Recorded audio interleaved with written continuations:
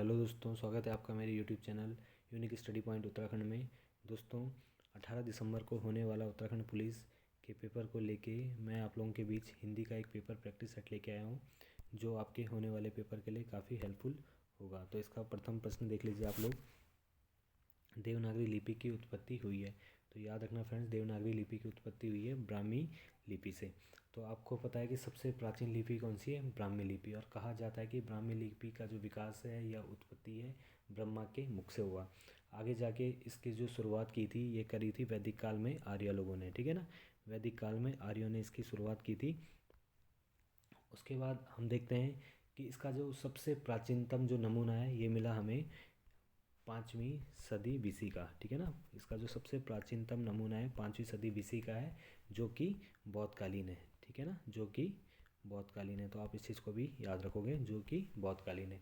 आगे देखते हैं कि जो ये ब्राह्मी लिपि है ये आके जब गुप्तों के टाइम पे दो पार्ट में ये टूट गई थी। कौन कौन सी? उत्तरी ब्राह्मी और दक्षिणी ब्राह्मी।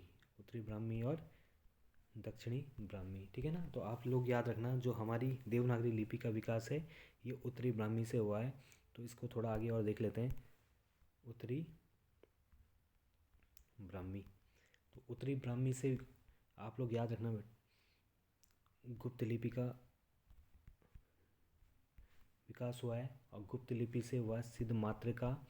याद रखना आप लोग, गुप्त लिपि से हुआ सिद्ध मातृका, सिद्ध मातृका से हुआ है कुटिल लिपि, सिद्ध मातृका से हुआ है कुटिल लिपि, और कुटिल लिपि से हुआ है, आगे आप लोग याद रखना, कुटिल लिपि है जो ये दो भागों में टूटी। कौन कौन सी? नागरी लिपि और शारदा लिपि, ठीक है ना। आप लोग याद रखना, नागरी लिपि और शारदा लिपि। नागरी लिपि आगे जाके दो शाखाओं में बनती है। नागरी लिपि आगे जाके दो शाखाओं में बनती है, पश्चिमी शाखा और पूर्वी शाखा। पश्चिमी शाखा और पूर्वी शाखा। पश्चिमी शाखा से होता है देवनागरी लिपि का विकास। तो आप लोग याद रखना, मैं एक बार दोबारा रिवाइज कराता हूँ आप लोगों को कि सबसे पहले बोला जाता है कि सबसे प्राचीन लिपि ब्राह्मी लिपि है, जिसका विकास माना जाता है ब्रह्मा के मुख से हुआ है। आगे जाके इसकी जो शुरुआत करी थी वैदिक काल में आर्यों द्वारा इसकी शुरुआत की थी। आगे जाके जब यहाँ पे गुप्त लोग आते हैं, गुप्त काल चलता है, तो ये दो पार्टों में टूट गई थी, उत्तरी ब्राह्मी और दक्षिणी ब्राह्मी। उत्तरी ब्राह्मी से हुआ है गुप्त लिपि, गुप्त लिपि से सिद्ध मातृका लिपि, सिद्ध मातृका लिपि से कुटिल लिपि, और कुटिल लिपि दो शाखाओं में टूटती है, नागरी और शारदा। आगे जाके शारदा भी दो पार्टों में टूटती है, पश्चिमी शाखा और पूर्वी शाखा। तो देवनागरी लिपि का जो विकास हुआ है इसका पश्चिमी शाखा से। आगे नेक्स्ट क्वेश्चन देख लीजिए। नागरी पंचाणी सभा की स्थापना। तो आपका राइट आंसर होगा 1893, ऑप्शन नंबर सी। और इसके प्रथम अध्यक्ष बनते हैं बाबू राधा कृष्णदास। नेक्स्ट क्वेश्चन देख लीजिए। किरण किस प्रकार का शब्द है? तो याद रखना, आपको एक ट्रिक दे रहा हूँ, अणा जो है ये तत्सम में ज़्यादातर यूज होता है, आप लोग इसको याद रखना, ठीक है ना। और इसका जो हिंदी बनता है अणा का बनता है ना, मतलब ना इसका क्या बन जाएगा? तद्भव, ठीक है ना। तो किरण किस प्रकार का होगा? तत्सम। और इसका तद्भव क्या बन जाएगा किरण का? किरण, ठीक है ना। किरण का तद्भव बन जाएगा किरण। नेक्स्ट क्वेश्चन देख लीजिए। शुद्ध वर्तनी का चयन कीजिए। तो इसका राइट आंसर हो जाएगा ऑप्शन नंबर ए, अंत्येष्टि। अंत्येष्टि बोला जाता है मृतक का अंतिम संस्कार को बोला जाता है अंत्येष्टि। नेक्स्ट क्वेश्चन देख लीजिए। मौसम किस भाषा का शब्द है? तो इसका राइट आंसर होगा अरबी। नेक्स्ट क्वेश्चन है, ऋजु शब्द का विलोम होगा। ऋजु होता है सीधी रेखा, ठीक है ना, और इसका विलोम क्या हो जाएगा? टेढ़ी रेखा। तो याद रखना इसका आंसर होगा वक्र। नेक्स्ट क्वेश्चन है, जनहित में सूचना किस माध्यम से जारी की जाती है? तो समाचार पत्रों में, रेडियो द्वारा, दूरदर्शन, उपयुक्त सभी। तो इसका राइट आंसर होगा उपयुक्त सभी। नेक्स्ट क्वेश्चन देखना, दौड़ किस प्रकार की संज्ञा है? तो देख लीजिए फ्रेंड, व्यक्तिवाचक नहीं है, समूहवाचक भी नहीं है, जातिवाचक भी नहीं है। इसका राइट आंसर होगा भाववाचक। भाववाचक, ऑप्शन नंबर डी। तो देख लीजिए थोड़ा सा भाववाचक संज्ञा। भाववाचक संज्ञा क्या होती है? दूर पहचान है इसकी, जिसे आप स्पर्श नहीं कर सकते, ठीक है ना, जिसे स्पर्श नहीं कर सकते। और दूसरी पहचान है इसकी, जिसे देख नहीं सकते, से देख नहीं सकते। अब देखो कोई व्यक्ति दौड़ता है मान लो, ठीक है ना, दौड़ लगा रहा है, तो क्या आपने उसकी दौड़ देखी या उस व्यक्ति को देखा? तो आपने उसकी दौड़ नहीं, आप उस हमेशा उसको क्या देखे, व्यक्ति को देखते हैं, मतलब आपको उसकी दौड़ नहीं दिख रही। दूसरा, अगर उसकी दौड़ को टच कर सकते हो, मान लो आप उस दौड़ता है कोई व्यक्ति, आप उसको टच करने जा रहे हो, तो टच किसे कर रहे हो, आप व्यक्ति को कर रहे हो, ठीक है ना। तो इसीलिए याद रखना, जैसे दौड़ है, जैसे मैं बोलता हूँ माँ की ममता, माँ की ममता कभी किसी ने टच करी है? तो आप इस चीज़ को आप नोट करना, ठीक है ना। नेक्स्ट क्वेश्चन देख लीजिए। किस वर्ण का उच्चारण दंत मूल से हुआ है? तो इसका ऑप्शन नंबर डी एकदम राइट आंसर है, रा और ला का, ठीक है ना।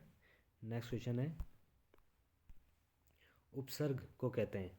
तो उपसर्ग एक शब्दांश होता है बेटा, तो आप लोग याद रखना, जो उपसर्ग होता है, उपसर्ग एक शब्दांश होता है जो हमेशा शब्द के स्टार्टिंग में लगता है। जैसे मैंने लिखा है कार, कार के आगे मैं अगर आ लगाऊंगा तो ये क्या बन जाएगा, आकार। कार के आगे अगर मैं उप लगाऊंगा तो ये क्या बन जाएगा, उपकार।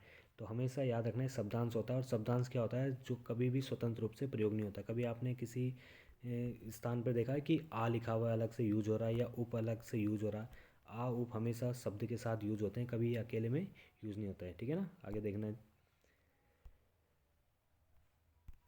कौन सा व्यंजन स्पर्श संघर्षी है? तो जो चा वर्ग होता है फ्रेंड्स, जो चा वर्ग होता है ये इसको बोला जाता है स्पर्श संघर्षी।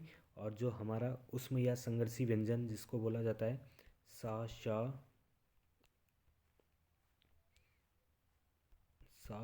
वाला, इसको याद रखना आप लोग, शा हा, इसको बोला जाता है उष्म व्यंजन, और इस चावर को बोला जाता है स्पर्श उष्म, याद रखना, ठीक है ना। क्या बोला मैंने, स्पर्श संघर्षी व्यंजन, और इसको बोला जाता है ओनली संघर्षी व्यंजन, ठीक है ना। आगे देख लीजिए, बांगरू किस बोली का नाम है? तो बांगरू है हरियाणवी बोली का नाम, ठीक है ना, याद रखना, बांगरू है हरियाणवी बोली का नाम। नेक्स्ट क्वेश्चन देख लीजिए, प्रथम हिंदी विश्व सम्मेलन किस वर्ष हुआ? तो ये हुआ था 1975 में हुआ था, और कहाँ पे हुआ था, नागपुर में हुआ था, ठीक है ना। कहाँ पे हुआ था, नागपुर में हुआ था। और ये हुआ था 10 जनवरी को, इसीलिए 10 जनवरी को क्या मनाया जाता है, विश्व हिंदी दिवस। नेक्स्ट देख लीजिए, शुद्ध वर्तनी बताना है, तो ज्योत्सना, ठीक है ना, एकदम राइट है, option number b. Next question देख लीजिए, एक मिनट लीजिए, हाँ, क्वेश्चन नंबर 14, गंभीर का विलोम, गंभीर का होता है वाचाल, ठीक है ना। नेक्स्ट है, निम्न में अभिकारी शब्द है। देखो शब्द दो प्रकार, अगर हम इसको देखो विकार के आधार पर दो प्रकार के होते हैं, एक होता है विकारी शब्द और एक होता है अविकारी शब्द। विकारी शब्द क्या होता है, जिनमें लिंग वचन कारक के आधार पर जो क्या हो जाते हैं, चेंज हो जाते हैं, उनको बोला जाता है विकारी। और जो लिंग वचन कारक आदि के आधार पर चेंज नहीं होते उनको बोला जाता है अविकारी। अब देखो लड़का, इसको लिंग के आधार पे चेंज करोगे तो लड़का का बन जाएगा लड़की, वचन के आधार पे बन जाएगा लड़का का लड़कों लड़के, ठीक है ना। ऐसी नदी का भी नदियाँ हो जाएगा, पर्वत का पर्वतों हो जाएगा, लेकिन आज चेंज नहीं होगा, ठीक है ना। तो इसका आंसर क्या होगा, आज। तो अविकारी शब्द क्या होते हैं, जो लिंग वचन कारक आदि के आधार पर जिनमें चेंज नहीं आता है। नेक्स्ट देख लीजिए आप लोग, कौन सी बोली उत्तर प्रदेश में नहीं बोली जाती है? तो देख लीजिए आप लोग, मगही एकदम इसका राइट आंसर होगा, क्योंकि मगही जो बोली है वो बिहारी उपभाषा का एक भाग है, ठीक है ना। ब्रज भाषा यूपी में बोली जाती है, खड़ी बोली बोली जाती है, और अवधी भी बोली जाती है। नेक्स्ट क्वेश्चन देखना, राम खाना खाकर सो गया, रेखांकित शब्द में कौन सी क्रिया है, ठीक है ना। तो देख लो, खाना का पहले क्या किया उसने, खाना खाया फिर सो गया, ठीक है ना। तो पूर्वकालिक क्रिया क्या होती है, जब जब पहली क्रिया खत्म होकर दूसरी क्रिया, पहली क्रिया जब करता पहली क्रिया को ख़त्म करके दूसरी क्रिया करता है, तो जो पहली क्रिया होती है जो उसने पहले क्या किया, उसने खाना खाया फिर सोया, तो जो पहली क्रिया होती है उसको क्या बोला जाता है, पूर्वकालिक। पूर्व मतलब पहले, काल का मतलब समय, जो क्रिया पहले समय में घटित हुई हो, ठीक है ना। नेक्स्ट इसका देख लीजिए क्वेश्चन,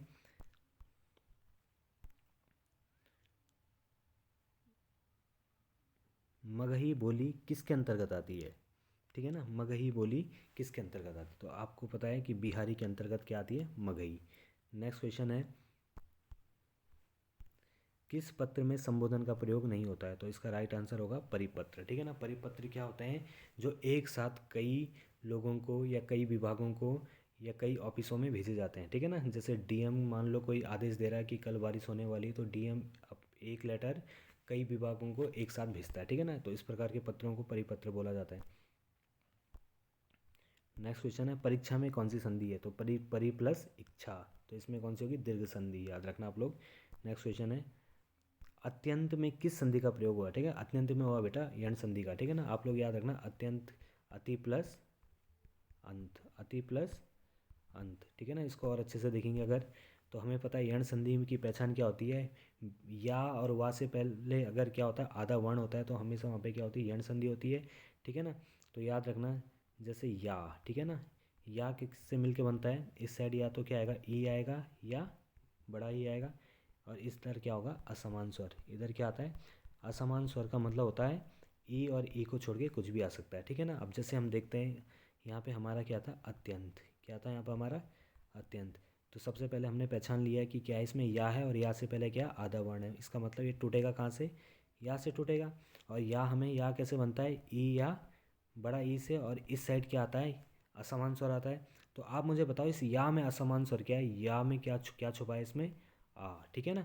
अगर यहाँ पे या पे ओ की मात्रा होता है तो असमान स्वर क्या होना था यहाँ पे? ओ, ठीक है ना। तो अब देख लीजिए आप लोग, यहाँ से या से क्या निकाल दिए? आ निकाल दिया, पीछे क्या बचा? ता, और एक उसके ऊपर बिंदी, अंत आ गया। अब देखो ई और ई की मात्रा किस पे लगता है? जो आधा वर्ण होता है। तो हमें पता है आ और ता पे अगर ऐसा तो अति ऐसा लिखा जाता है, ठीक है ना। तो इसका आंसर होगा अति प्लस अंत। तो इसमें कौन सी संधि होगी? यण संधि होगी। नेक्स्ट देखना,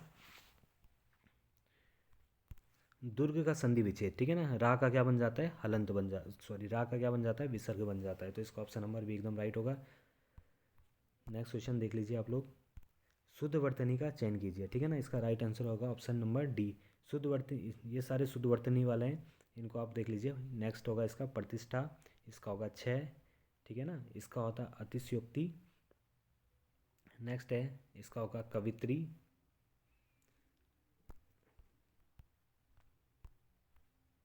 इसका होगा ज्योत्सना।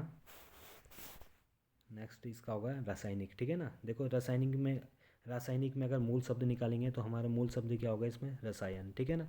हमें पता है इसमें कौन सा प्रत्यय लगा है? इन। कौन सा प्रत्यय जुड़ा है? सॉरी, इक। कौन सा प्रत्यय जुड़ा है इसमें? इक। और हमें पता है, हमें एक नियम होता है प्रत्यय का कि अगर आप इक जोड़ रहे हो तो क्या होगा? पहला मूल शब्द का जो पहला और अंतिम वर्ण, इसमें परिवर्तन। पहले में क्या होता है? अगर आ की मात्रा होता है तो ये बन जाता है बड़ा आ, और लास्ट वाले का क्या हो जाता है? लास्ट ना पे क्या छुपा है? यहाँ पे आ छुपा हुआ है ना, ना हलंत और आ, तो लास्ट वाले का क्या हो जाता है? लोप हो जाता है। पहले वाले में क्या हो जाती है? वृद्धि हो जाती है। तो रा पे बड़ा आ लगेगा तो ये हो जाएगा रा, ठीक है। रा सा या, अब देखो या, इसका जो रा सा या ना, देखो ना पे क्या था? आ था ना, तो आ का लोप हो गया। अब इस ना पे कौन सी मात्रा लगी? इक। तो इसका हो जाएगा रासायनिक, ठीक है ना। तो इसका राइट आंसर होगा रासायनिक। नेक्स्ट देखना, इसमें भी वर्तनी बतानी है आप लोगों को। तो अन्योन्याश्रित, ठीक है ना। तो आप लोग इसका याद रखना, इसका होगा अन्योन्याश्रित। अन्योन्याश्रित का क्या अर्थ होता है? एक दूसरे पर आश्रित होना। नेक्स्ट क्वेश्चन देख लीजिए, इसमें भी वर्तनी बतानी है, तो इसका राइट आंसर हो जाएगा ऑप्शन नंबर बी, दंपति। नेक्स्ट क्वेश्चन है, इसमें भी आप लोगों को शुद्ध वर्तनी बतानी है, तो इसकी शुद्ध वर्तनी हो जाएगी ऑप्शन नंबर बी, जीजी विषा। जीजी विषा का मतलब होता है जीवन की इच्छा। नेक्स्ट क्वेश्चन है, हिंदी शब्द की उत्पत्ति हुई है तो आपको पता है हिंदी शब्द की उत्पत्ति हुई है सिंधु से, याद रखना, ठीक है ना। हिंदी शब्द की उत्पत्ति हुई है सिंधु से। नेक्स्ट क्वेश्चन है, अमीर खुसरो ने हिंदी को कहा है, अमीर खुसरो ने हिंदी को कहा है हिंदवी, ठीक है ना। नेक्स्ट क्वेश्चन है, गुजराती भाषा का विकास किस अपभ्रंश से हुआ? तो याद रखना शोरसेनी। गुजराती का हुआ है शोरसेनी, राजस्थानी का भी हुआ है शोरसेनी से, पश्चिमी हिंदी का भी हुआ है शोरसेनी से, ब्रांचड़ से हुआ है आपका पंजाबी, सॉरी पैसाजी से हुआ है पंजाबी, और ब्रांचड़ से हुआ है सिंधी भाषा का विकास, ठीक है ना। नेक्स्ट क्वेश्चन है, भोजपुरी बोली का विकास हुआ है, ठीक है ना। तो आपको पता है जो भोजपुरी बोली है, ये किसके अंतर्गत आता है? तो इसका राइट आंसर होगा मागधी, ठीक है ना। इसका राइट आंसर होगा मागधी, क्योंकि मागधी के अंतर्गत क्या आती है? बिहारी उपभाषा आती है, और बिहारी उपभाषा की एक बोली है कौन सी? भोजपुरी बोली है। नेक्स्ट क्वेश्चन देख लीजिए आप लोग, ऐश्वर्य शब्द में कौन सा प्रत्यय जुड़ा है, ठीक है ना। अगर ऐश्वर्य परीक्षा में इस टाइप का प्रश्न आ जाए कि ऐश्वर्य शब्द में मूल शब्द क्या होगा, तो याद रखना ऐश्वर्य का मूल शब्द जो होगा ईश्वर, ठीक है ना। ईश्वर, ईश्वर में जब या लगा ना, तो अभी मैंने आप लोगों को बोला कि दो में वृद्धि होती है, पहला और लास्ट में। ई का देखो भाई, आ अगर आ है तो आ का बड़ा आ बनता है, ई का क्या बन जाता है, ए बन जाता है, ठीक है। ए स्व, अब देखो रा पे क्या छुपा है, आ छुपा है, तो इस रा का क्या बन जाएगा, हलंत बन जाएगा, और पीछे क्या है या। तो ये आपको होता है रा, ये वाला जो हलंत वाला है ये किसके ऊपर आ जाता है, या। तो इसका राइट आंसर क्या हो जाएगा, option number c. Next question देख लीजिए आप लोग। सुव्यवस्थित में कितने उपसर्ग हैं, देखो निकालो पहले, सु प्लस व्यवस्थित, सु प्लस व्यवस्थित, एक निकल गया। अब व्यवस्थित को भी तोड़ो, वी प्लस अवस्थित, है ना, क्योंकि यहाँ पे कौन यण संधि आ रही ना, तो यण संधि आपको मैंने बताया या से पहले अगर आधा वर्ण है तो क्या बन जाएगा, वी प्लस अवस्थित। और यहाँ देखो अवस्थित भी कैसे टूटेगा, औ प्लस स्थित, तो कितने निकले आपके इसमें, तीन, औ वी और सु, ठीक है ना। तो इसका राइट आंसर हो जाएगा option number c. Next question देख लीजिए। प्राप्त संदेश में निहित अर्थ को समझना होता है, इसको बोला जाता है डिकोडिंग, ठीक है ना। नेक्स्ट है, भारत में एफएम की शुरुआत 1993। नेक्स्ट क्वेश्चन है, पत्र जिस व्यक्ति को लिखा जाता है उसे कहा जाता है, देखो भेजने वाला कौन होता है, प्रेषक, और जिसे भेजा जाता है उसे बोला जाता है प्रेषित, ठीक है ना। नेक्स्ट क्वेश्चन देख लीजिए आप लोग।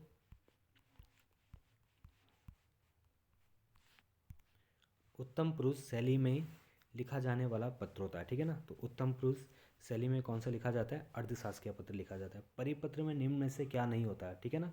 तो इसमें क्या नहीं होता है, संबोधन नहीं होता है। परिपत्र किस श्रेणी में आता है, ठीक है ना, तो याद रखना परिपत्र किस श्रेणी में आता है, ये कार्यालय पत्र होता है। नेक्स्ट क्वेश्चन है, जब एक ही पत्र एक साथ कई प्रेषितों को भेजा जाता है तो इसे क्या बोला जाता है, परिपत्र से बोला जाता है। नेक्स्ट क्वेश्चन देखना, कार्यालय आदेश में सबसे ऊपर क्या होता है, आप कोई सा भी कार्यालय आदेश या कोई कार्यालय पत्र देखना तो सबसे ऊपर होता है उसमें कार्यालय का नाम, ठीक है ना। नेक्स्ट है, सरकारी पत्र किस शैली में लिखे जाते हैं, आपने खाली याद रखना है जो अर्ध सरकारी पत्र है वो उत्तम शैली में लिखे जाते हैं, बाकी सारे किस में लिखे जाते हैं, अन्य पुरुष शैली में लिखे जाते हैं। नेक्स्ट क्वेश्चन है, टिप्पण मुख्यतः कितने प्रकार के होते हैं, तो याद रखना बेटा टिप्पण मुख्यतः दो प्रकार के होते हैं। कौन कौन से होते हैं, एक मुख्य टिप्पण होता है और एक एक मुख्य टिप्पण होता है और एक होता है आपका अधिकारी लेवल पे होता है, ठीक है ना। जो अधिकारी लेवल, जो मुख्य टिप्पण होता है ये किस लेवल पे होता है, सहायक लेवल, सहायक लेख, जो हमारे कनिक सहायक वगैरह उस लेवल पे होते हैं। और जो दूसरा मैंने क्या बोला, अधिकारी लेवल पे, उसको बोला जाता है आनुषांगिक टिप्पण भी बोला जाता है, ठीक है ना। तो दो याद रखना, कौन कौन से बोले मैंने, सहायक स्तर पर और दूसरा मैंने बोला अधिकारी स्तर पर, सहायक स्तर पर और अधिकारी स्तर पर, ठीक है ना, सहायक स्तर पर और अधिकारी स्तर पर, सहायक स्तर पर और अधिकारी स्तर पर, सहायक स्तर पर, और दूसरा कौन सा होता है, अधिकारी, जो सहायक स्तर पर होता है इसे बोला जाता है मुख्य टिप्पण, और अधिकारी स्तर पर होता है इसे बोला जाता है आनुषांगिक टिप्पण, आनुषांगिक टिप्पण, ठीक है ना। नेक्स्ट क्वेश्चन देख लीजिए आप लोग।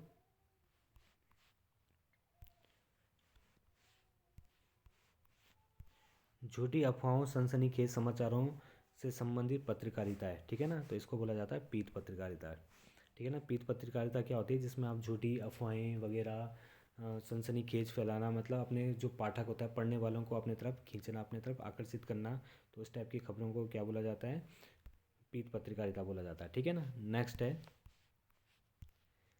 छवियों पर छवियां बना रहा बनवारी किसकी रचना है, ठीक है ना, ये है हमारी माखनलाल चतुर्वेदी की। नेक्स्ट क्वेश्चन है, पुष्प की अभिलाषा रचना है, तो ये भी हम है माखनलाल चतुर्वेदी की, इनमें से कोई नहीं। नेक्स्ट है, हुंकार पत्रिका का संपादन किसने किया, तो याद रखना बेटा राहुल सांकृत्यायन ने हुंकार पत्रिका का संपादन किया। नेक्स्ट है, निर्जा की रचना किसने की, तो निर्जा है आप लोगों की महादेवी वर्मा ने निर्जा की रचना की। नेक्स्ट क्वेश्चन है, झारखंडी, नेक्स्ट क्वेश्चन है, झारखंडी उपनाम से किसको जाना जाता है, जयशंकर प्रसाद को जाना जाता है। नेक्स्ट है, ईदगाह के रचनाकार, तो ये है जयशंकर, सॉरी प्रेमचंद, ठीक है ना। और ईदगाह के रचनाकार कौन है, प्रेमचंद, ठीक है ना। ईदगाह के रचनाकार कौन है, प्रेमचंद, ठीक है ना। हामिद और अमीना क्या इसके पात्र हैं। चांद का मुंह टेढ़ा, ये है हमारा गजानन माधव मुक्तिबोध। नेक्स्ट क्वेश्चन है, चंद औरतों का शहर उपन्यास किसका है, तो ये है शैलेश मटियानी जी का। नेक्स्ट क्वेश्चन है, पहाड़ पर लालटेन, ठीक है ना, पहाड़ पर लालटेन किसका है, मंगलेश डबराल जी का। नेक्स्ट क्वेश्चन है, हिंदी किस भाषा परिवार की भाषा है, तो इसका राइट आंसर होगा भारोपिया। नेक्स्ट है, अनुच्छेद 351 में किस विषय का वर्णन किया गया, तो हिंदी भाषा के लिए निर्देश दिए गए हैं, ठीक है ना, कि हिंदी भाषा का विकास हम किस प्रकार से कर सकते हैं। नेक्स्ट है, हिंदी को भारत संघ की कौन सी भाषा का दर्जा दिया गया, तो हिंदी को क्या बोला गया, राजभाषा। नेक्स्ट है, हिंदी को राजभाषा का दर्जा कब दिया गया, तो 14 सितंबर 1949। 11 सितंबर से लेकर 14 सितंबर 1949 तक बैठकें चलती हिंदी की भाषा को लेके, और फाइनली 14 सितंबर को हिंदी को क्या करते हैं, राजभाषा का दर्जा दिया जाता है। नेक्स्ट है, विश्व हिंदी दिवस कब मनाया जाता है, तो 10 जनवरी को मनाया जाता है, क्योंकि 10 जनवरी 1975 को पहला विश्व हिंदी सम्मेलन हुआ था। कहाँ पर हुआ था, नागपुर में हुआ था। नेक्स्ट है ए आई का उच्चारण स्थान है, तो याद रखना जो ए होता है या आई होता है किससे मिलके बनता है, आ प्लस आ किससे बोला जाता है, कंठ से बोला जाता है, और ई किससे बोला जाता है, तालु। तो इसका राइट आंसर हो जाएगा ऑप्शन नंबर डी।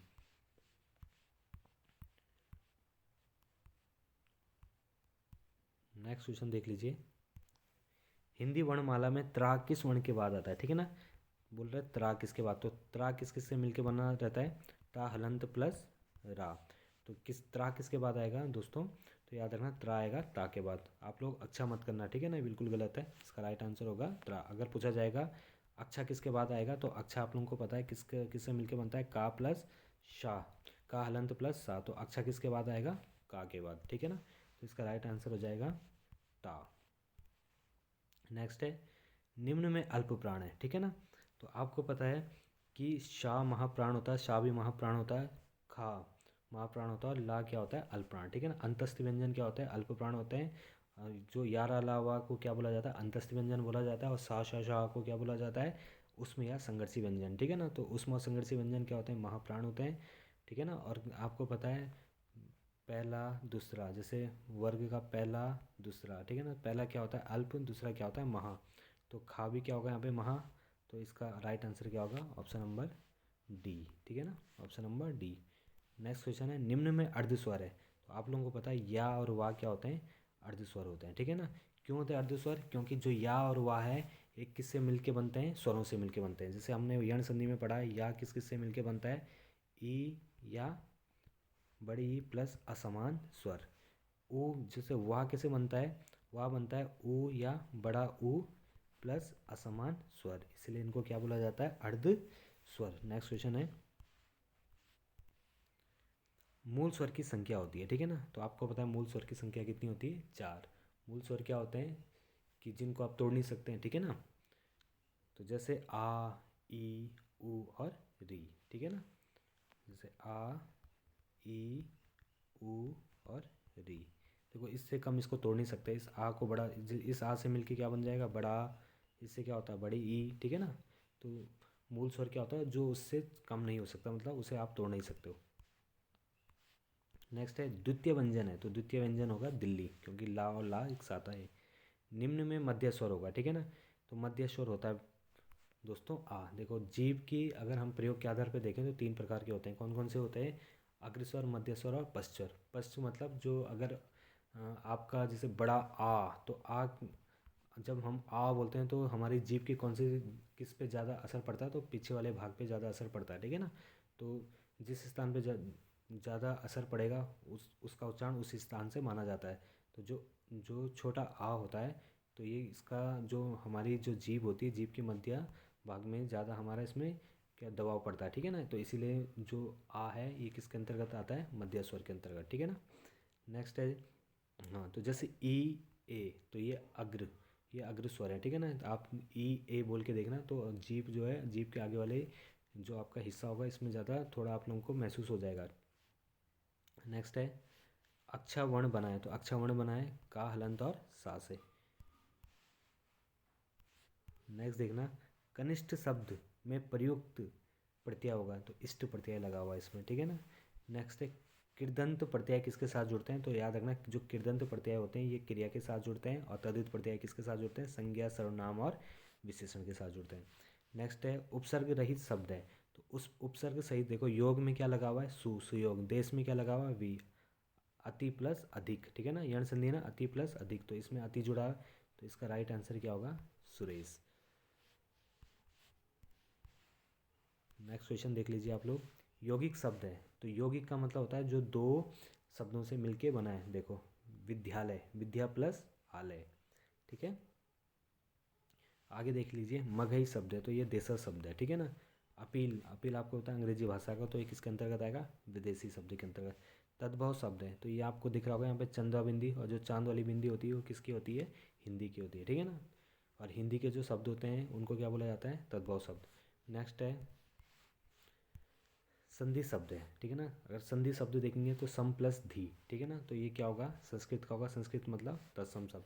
नेक्स्ट है चाय किस भाषा का शब्द है, तो चाय है चीनी भाषा का शब्द। नेक्स्ट क्वेश्चन आता है आप लोगों पे, देश को हानि जयचंदों से है, तो जयचंदों में बोल रहा है कि कौन सी संज्ञा, तो जयचंदों में कौन सी संज्ञा होगा, जातिवाचक। सीता ने दिल बिल्ली को दूध दिया, अब देने का भाव, जहाँ पे भी देने का भाव होगा वहाँ पे क्या आता है, संप्रदान कारक यूज होता है, ठीक है ना। नेक्स्ट है सीता ने 1 लीटर दूध पिया, ठीक है ना। तो देखो मैंने आप लोगों को बताया था सीता ने 1 लीटर दूध पिया, अगर जिसको आप नाप या तोल सकते हो वो हमेशा किस में आती है, परिमाणवाचक, और जिसकी आप गणना कर सकते हो किस में आता है, संख्यावाचक। तो दूध को आप कैसे काउंट करते हो या इसको नापते या तोलते हैं, तो दूध को हमेशा किया जाता है, तोला जाता है, तो इसका आंसर होगा परिमाणवाचक। बच्चा जोर से रोता है, वाक्य में क्रिया है, तो देखो बच्चा जोर से रोता है, तो इसमें अकर्मक क्रिया, ठीक है। क्रम की पहचान क्या होती है, क्या और किसको, अगर आप यहाँ से प्रश्न बनाओगे बच्चा क्या रोता है तो आंसर मिलेगा आप लोगों को, तो इसमें आप लोगों को आंसर नहीं मिलेगा। अगर बोलोगे बच्चा कैसे रोता है तब जाके आंसर मिलता है जोर से। जैसे राम पुस्तक पढ़ता है, तो राम क्या पढ़ता है, आंसर मिल रहा है आपको पुस्तक। तो इसमें क्रम है, जहाँ पे क्रम होगा तो वहाँ पे सकर्मक क्रिया, जहाँ पे क्रम नहीं होगा तो वहाँ पर अकर्मक क्रिया। राम घर पहुँच गया, अंडरलाइन किया है, पहुँच गया में बोल रहा है कि कौन सा यहाँ पर क्रिया का प्रयोग हुआ, तो याद रखना यहाँ पे दो क्रियाएं, तो इसको बोला जाएगा संयुक्त क्रिया का यहाँ पे प्रयोग हुआ है। नेक्स्ट क्वेश्चन देखो आप लोग, सपना से चला नहीं जाता, ठीक है ना, वाक्य में वाच्य का प्रयोग हुआ, तो यहाँ पे भाववाच्य का प्रयोग हुआ है, ठीक है ना। नेक्स्ट है यह घड़ी राम की है, में यह है, तो याद रखना घड़ी की क्या विशेषता है, कौन सी घड़ी, यह घड़ी, तो मतलब ये विशेषण है, और ये क्या है, विशेषण है। और यह क्या होता है, एक सर्वनाम होता है, जब क्या बोला मैंने आप लोगों को, संज्ञा से पहले जब क्या आता है, सर्वनाम आता है और उसकी विशेषता बता रहा है, तो संज्ञा से पहले क्या आ गया, यह मतलब सर्वनाम आ गया, और किसकी विशेषता बता रहा है, घड़ी की विशेषता बता रहा है, मतलब संज्ञा की विशेषता बता रहा है, तो उसको क्या बोला जाता है, सार्वनामिक विशेषण। नेक्स्ट है निजता में संज्ञा, या इसको निजत्वा भी कह सकते हैं, निजत्वा, ठीक है ना। तो इसमें कौन सी संज्ञा है, भाववाचक, ठीक है ना, निजत्वा या निजता है। आपने कभी देखा है निजत्वा या निजता को, ठीक है ना, ये एक भाव है, ठीक है ना। नेक्स्ट है भागीरथी का पर्यायवाची, तो भागीरथी का पर्यायवाची होगा गंगा। नेक्स्ट है सेना का पर्यायवाची, सेना का पर्यायवाची होता है अनेक। नेक्स्ट है कुसुमेसु, ठीक है ना, कुसुमेसु का पर्यायवाची, तो कुसुमेसु का पर्यायवाची होता है कामदेव, ठीक है, कामदेव को क्या बोला जाता है, कुसुमेसु। नेक्स्ट है कमल का पर्यायवाची, तो कमल का पर्यायवाची होता है अम्बुज। नेक्स्ट है वीणा पड़ी का वीणा पाणी, तो वीणा पाणी किसको बोला जाता है, माता सरस्वती, ठीक है ना। नेक्स्ट है शाश्वत का विलोम, ठीक है ना, शाश्वत का मतलब होता है सदा रहने वाला, ठीक है ना, तो इसका हो जाएगा नश्वत। नेक्स्ट है कृतज्ञ, ठीक है ना, कृतज्ञ का विलोम हो जाएगा कृतज्ञ। नेक्स्ट है आप लोगों का स्वकीय, ठीक है ना, तो जो स्वकीय है का विलोम हो जाएगा यहाँ पर परकीय, ठीक है ना, स्वकीय का विलोम हो जाएगा परकीय। नेक्स्ट है